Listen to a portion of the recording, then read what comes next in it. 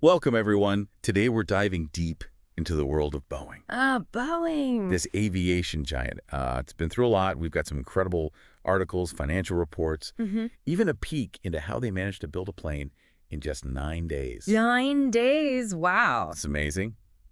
But amidst all this success, there have been some serious bumps along the way. Oh, yeah. So, are you ready to explore the story of Boeing from its humble beginnings to the challenges they're facing today?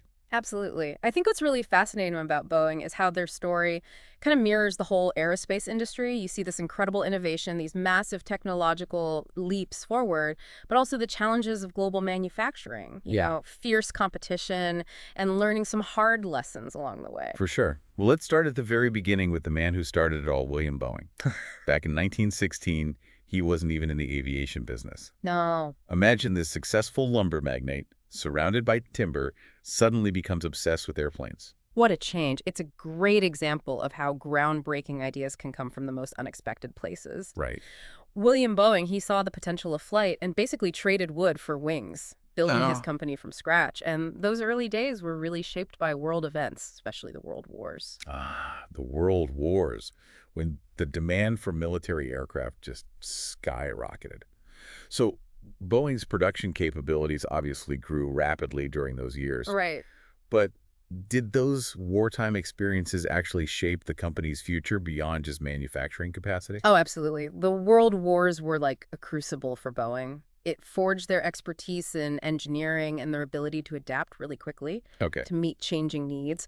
And those skills would become super valuable as they entered the jet age. The jet age, Mm. marked by their game-changing 707, Right. the plane that revolutionized air travel. Can you imagine a world without jetliners? It's hard to imagine, isn't it? That's mind-boggling. And then, of course, came the iconic 747, the jumbo jet. Ah, the jumbo. It really democratized international travel, Yeah. making it accessible to so many more people. Yeah, it wasn't just about technology. It was about changing how we experience the world. Distant continents suddenly felt closer. Yeah. Global travel became a reality for a much wider audience. It was huge. Speaking of huge, have you heard how they build a 737 in just 9 days? 9 days. Their flagship plane, the workhorse of the skies, practically flies off the assembly line. Yeah. Can you tell us a bit about that incredible feat of engineering? It's a testament to their Renton factory, Yeah. which runs on the principles of lean manufacturing inspired by, Toyota's production system. Picture this massive assembly line where planes are inching forward Slowly. at a snail's pace, Yeah. literally 2 inches per hour. It's mesmerizing. It's like watching a plane crawl through the factory. It is. It's amazing how they build it sequentially, almost like building a house. Starting with the internals, then the wings, the landing gear, and finally, that powerful engine. Yeah. It's this incredible display of precision and coordination. And this sequential process, it's not just about speed, it's about ensuring quality at each stage. Of course. Yeah. These planes carry hundreds of passengers, so safety is absolutely paramount.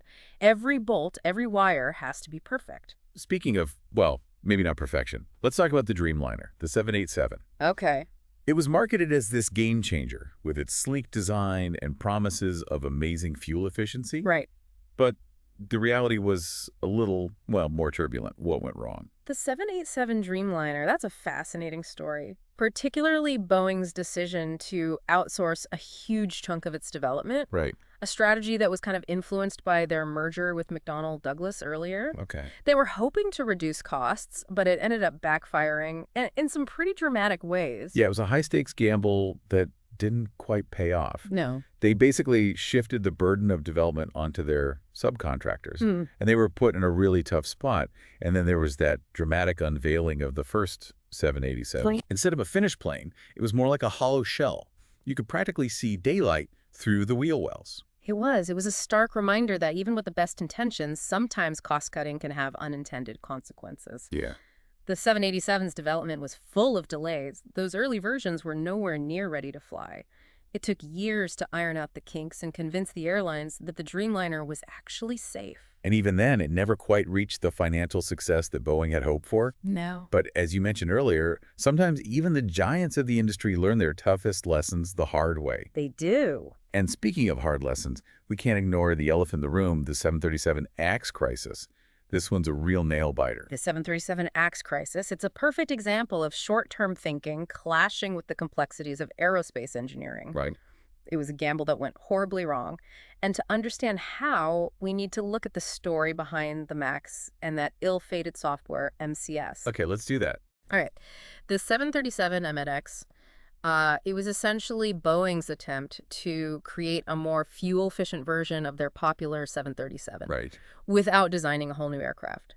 Their thinking was, let's upgrade an existing design, save some time and money. Makes sense. But that decision, as we know, had some serious unintended consequences. So they put these bigger, more fuel-efficient engines on the 737.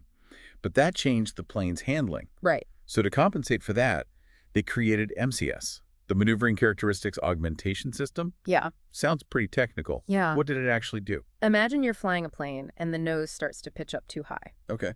MCS was designed to automatically push the nose down, prevent a stall. Okay. It relied on data from sensors to know when to activate. I see. However, a single faulty sensor could trigger MCS, forcing the plane into a nosedive.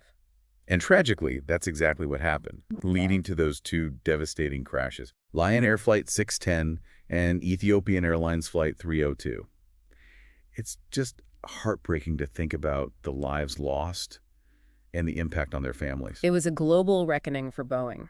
Yeah. The 737 MAX, one of the most popular planes in the world, grounded for almost 2 years. Unbelievable. Massive blow to their reputation, billions of dollars in losses, and a deeply shaken public trust. It's hard to imagine the pressure they must have been under. Investigations, lawsuits, the whole world watching their every move. Yeah.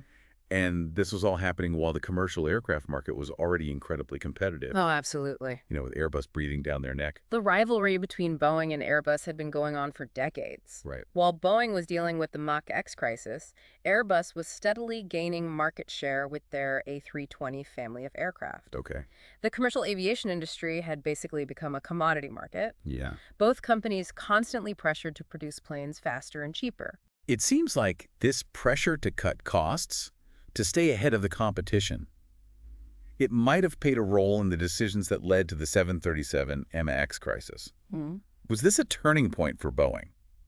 A shift from a company focused on engineering excellence to one driven by profits? There's definitely evidence pointing in that direction. Okay. To cut costs in their supply chain, Boeing implemented this program called Partnering for Success. Partnering for success. Yeah. Which, despite the name, put immense pressure on their suppliers. Partnering for stress, maybe? Yeah, you could say that. So what did this program actually involve? It wasn't just asking suppliers to lower prices. It was more like, cut your prices by 15%, or we'll find someone else who will. Wow. Imagine being a supplier. Yeah. You need Boeing's business. Right. But to meet their demands, it often meant compromising on quality or cutting corners. It's a classic case of squeezing the bottom line and hoping no one will notice. Yeah. But with airplanes, there's no room for shortcuts. Lives are at stake. Exactly. Did this pressure cooker environment lead to problems with quality control and manufacturing? Unfortunately, yes. We saw a rise in manufacturing defects, Okay. issues slipping through quality control, strained relationships between Boeing and its suppliers. Got it. It became this vicious cycle where cost-cutting led to more problems, which then required further cost-cutting to address. A recipe for disaster. Yeah. And it wasn't just the suppliers who were feeling the heat. Right. Didn't Boeing also face some pretty intense labor disputes around this time? They did. Workers demanding better pay, safer working conditions, a greater voice in the company. Makes sense. It was a sign that Boeing's internal culture was fracturing. Under the weight of these cost-cutting measures. It all culminated in a series of setbacks for Boeing, including that shocking mid-air panel blowout back in 2024. Oh, yeah. Talk about a PR nightmare. Yeah. That incident led to the resignation of their CEO and the appointment of Kelly Ortberg. Yeah. It was a clear signal that something had to change at the very top. It was a big moment for Boeing. A recognition that their focus on short-term profits had come at a steep price. Yeah. They needed to rebuild trust. Absolutely. With their employees, their suppliers, and the flying public. Right. And that trust would require a huge shift in their corporate culture. It would. So let's talk numbers. When a company goes through this much turbulence, the financial impact is unavoidable. Right. Boeing's stock took a nosedive, dropping from its peak back in 2019. What does their financial situation look like today? In 2023 alone, Boeing reported a net loss of $2.2 billion. Wow. Their assets have increased, but so have their liabilities. Okay. It paints a picture of financial strain, a company trying to regain its footing after a series of missteps. So they're walking a financial tightrope. Yeah. But they have a new CEO, a backlog of orders, and a long history of innovation. Do you think they have what it takes to overcome these challenges? That's the million-dollar question, isn't it? It is. Boeing is like this giant ship trying to change course. It takes time, it takes effort, and it takes a willingness to confront some uncomfortable truths about past decisions. Right. They can't just patch things up and hope for the best. No. They need to address the root causes of these problems. So it's more than just a new coat of paint. They Yeah. need to overhaul the engine. But how do you change the culture of a company that's been around for over a century, Right. that employs thousands of people? Where do they even begin? It starts with leadership. Okay. Kelly Ortberg, the new CEO, he has a huge task ahead of him. Great to us. He needs to restore trust, both internally with employees Right. and externally with suppliers and customers. Yeah. And that trust can only be earned by prioritizing quality over cost cutting, Okay. empowering engineers to speak up when they see problems, and fostering a culture of accountability. It sounds like they need to rediscover that passion for engineering excellence that made them a legend in the first place. They do. Stop chasing profits at the expense of everything else. Oh. But is that even possible in today's cutthroat business world? It's definitely a challenge, but it's not impossible. Okay. Boeing needs to find that balance between innovation, efficiency, and a commitment to building safe, reliable aircraft. Of course. Because at the end of the day, that's what matters most, the safety of the people who fly in their planes. Absolutely. Well, after this deep dive into Boeing's turbulent journey, one thing is crystal clear. What's that? Their future is far from certain. It is. Can they regain their altitude? Or are they destined to kind of fade into the clouds of history? Here's a thought-provoking question for you to consider. Okay. What would you do if you were at the helm of Boeing? Would you focus on incremental changes or push for a more radical transformation? That's a good question. Because the decisions made in the next few years, they're going to determine whether Boeing soars once again Right. or becomes a cautionary tale of a company that lost its way. Yeah, it really is a question worth thinking about. Can a company as large and influential as Boeing truly change its course? Yeah, are they just too big to turn around? Right. It's a tough question, no easy answers. But I think it's important to remember that Boeing, they've been through tough times before, Yeah. and they came out stronger. They have a legacy of innovation, a talented workforce, and global reach. Those are valuable assets. We shouldn't underestimate that. So maybe it's not about whether they can change, but whether they will. Yeah. Are they willing to make the tough choices Exactly. to really prioritize safety and quality over those short-term profits? It's about making a conscious decision to shift their mindset, Okay. to move away from that culture of fear and silence Yeah. towards one of transparency and accountability. Okay. It's about giving their engineers the power to speak up Yeah. when they see something's wrong, Right. to raise concerns without being afraid.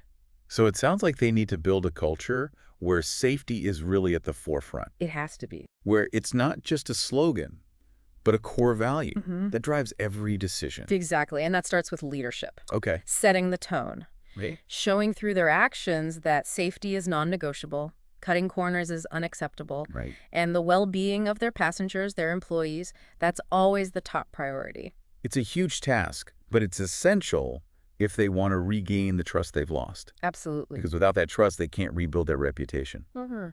or really secure their future. Trust is the foundation of any successful business, especially when you're dealing with something as critical as air travel. Right. Boeing needs to earn back the trust of their customers, their suppliers, and the public.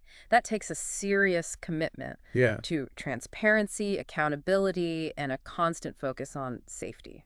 Well, our deep dive into Boeing has been a fascinating journey. It had. We've explored their rise, their innovative spirit, and their impact on global aviation. But we've also seen how that pursuit of profits sometimes came at a cost. A cost to safety and quality. It's a reminder that even the most successful companies, they're not immune to pressure, the temptation of those short-term gains, and the consequences of bad decisions. Right.